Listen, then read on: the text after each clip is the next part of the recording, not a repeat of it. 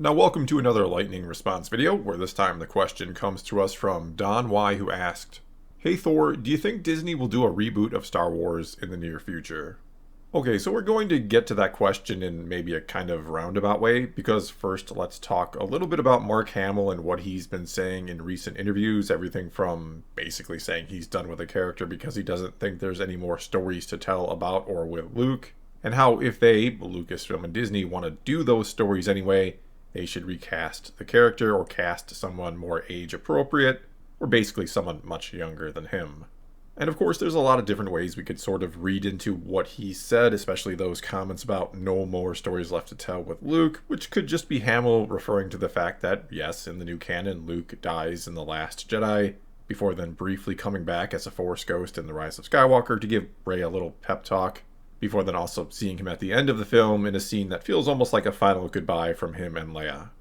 However, with the recent news of a new Rey post-sequel trilogy film coming, one where she's going to rebuild the Jedi Order, could the Force ghost of Luke show up in that and help Rey, and could he once again be played by Mark Hamill? And this is something I've suggested elsewhere because it could, maybe in some small way, help redeem Luke a little bit in the hearts and minds of some fans, and maybe make Rey a little more likable if she struggles to build the Jedi Order and it's a Luke's Force ghost that kind of helps her or guides her.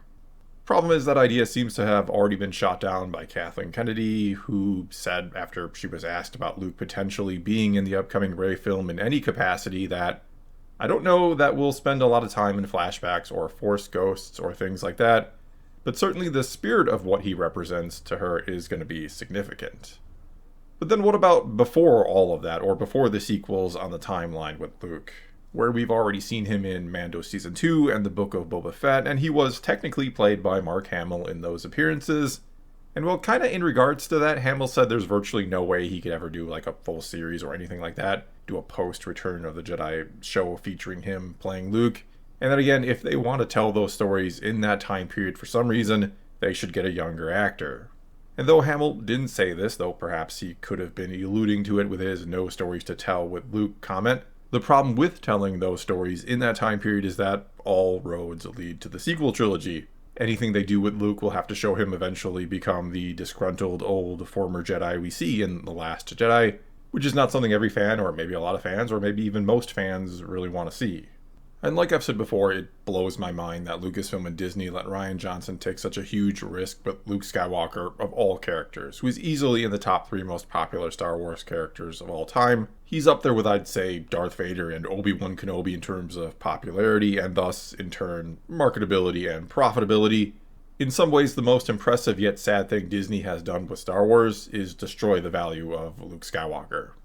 And though, as I've said before, I was more than okay with Luke not being godlike in the sequels, and that I actually wanted to see him challenged in new and different ways, or on some new level, what they did with him destroyed not my love for the character. I still love old Luke, he'll always be my favorite fictional character of all time, but it destroyed any chance I had of not only liking, let's call him Disney time Luke and the sequels he was in, but buying any merch with his likeness or otherwise related to him, which in theory is a lot of merch. If Luke had been anything like I hoped he'd be in the sequels, there'd likely be a lot of Luke sequel stuff floating around my house right now, or hanging in my closet, or being worn by me literally right now, instead of there being virtually none of it. And something tells me I'm not the only one like that. But moving on, outside of Grogu and perhaps Din Djarin as well, they really haven't created any truly iconic and marketable characters in the Disney era. The sequel trilogy was not the marketing cash cow they no doubt hoped it would be. Not only did it again destroy Luke's value, it didn't create much of its own with any of its new characters that it generated. And now, 3+ years after the fact, or after the sequels ended, there isn't a whole lot of merchandise out there on random store shelves like a Walmart or a Target or whatever it might be that features any of those characters from those films, and what little there is doesn't really seem to sell all that well. And even Grogu and Mando are seeing a cool down after their hot introduction a few years ago. Season 3's numbers were, according to third-party analytical sites, they were down from the previous 2 seasons, and though it's only my personal or subjective assessment from the stores I go to, and the fact that I do pay attention to the collecting side of the Star Wars fan base, I certainly don't see as much Grogu or Mando or Din Djarin merch in general, not anywhere near as much as I saw a few years ago. which is probably in large part because Grogu hasn't changed or evolved at all in the roughly 4 years or so he's been around. I mean, if you bought some toys and a plushie and maybe a t-shirt or two with his likeness on it a few years ago, well, they're not going to be any different from his current likeness because it's the exact same likeness. Though at the same time, I'd imagine there's some fear coming from Disney and Lucasfilm in changing that adorable likeness or having the character grow up and start talking, because it might take away a bit of that cuteness factor that draws a lot of people in or to the character in the first place. I know many people who watch The Mandalorian just for Grogu. And so Disney and Lucasfilm are kind of in this damned if you do, damned if you don't situation right now with the character. And by now you might be wondering, why am I talking about all this in relation to the initial question of will they ever reboot Star Wars? Which I essentially take to mean, would they ever redo the original trilogy? That's the only way I could ever see them trying to reboot the whole franchise or restart the whole thing.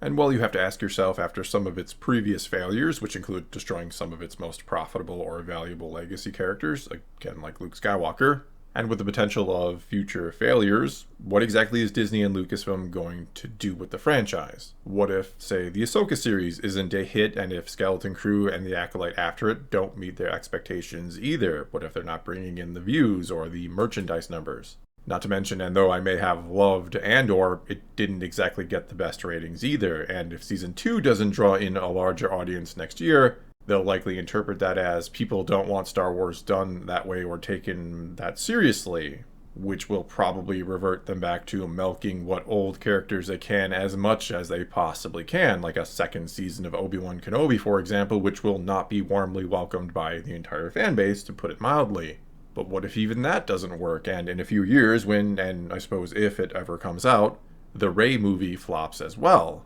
What'll Disney's next move be at that point, when they realize it's been quite a while since anything they've done with Star Wars has truly worked? And I'm not even going to go into the whole Galactic Starcruiser disaster, which some estimates put at a nearly $1 billion mistake.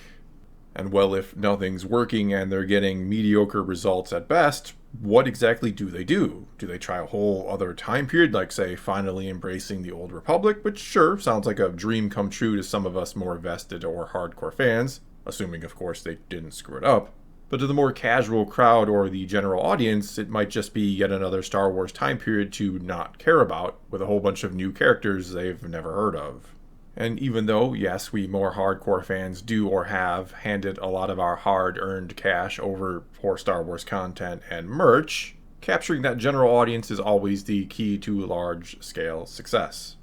And so they just might ask themselves, would redoing the whole thing, like redoing the original trilogy, could that possibly work? Would that bring the general audience in again, even though it might cost them some of their more hardcore fans? Not to mention, right now, Disney seems to be the king of remakes, though with varying degrees of success. In other words, I wouldn't put redoing or remaking the original trilogy past them if they're allowed to do it, because there's every chance in the contract that Disney and George Lucas signed that it says they cannot either tamper with, alter, or redo these 6 films Lucas created. I know if I were him, I would have certainly had that stipulation in place, and when you consider Lucas has talked about his films like children, I really think he probably would have put that stipulation in place. And mind you here, I do hope the Ahsoka series is successful, and that it's good, of course. I do hope that Disney-era Lucasfilm finds a way to get Star Wars right, or be far more consistent with it, I should say, because yes, there's been quite a bit of good stuff when you really think about it. I made a video about this the other day. It just tends to be the important stuff, like the sequels or the Kenobi series, that they screw up. Anyway, I hope they get it right, because I don't ever want to see the original trilogy remade or Star Wars rebooted, essentially. Nor could I ever see Disney selling Star Wars, like so many hope will happen if they continue to have failures. I think they'd rather have it rot in a proverbial closet somewhere than ever sell it to a competitor who might get it right and who would then turn into a massive competitor for them. Well, that's all I got for you this time. Now it's your turn to take to the comments below and tell me if you think they'd ever remake the original trilogy or reboot the whole franchise, and if you want them to do that. Or you can always ask a question for a future lightning response video. Whatever you choose to do though, leave a comment below and let's talk some Star Wars. And until next time, thanks for watching.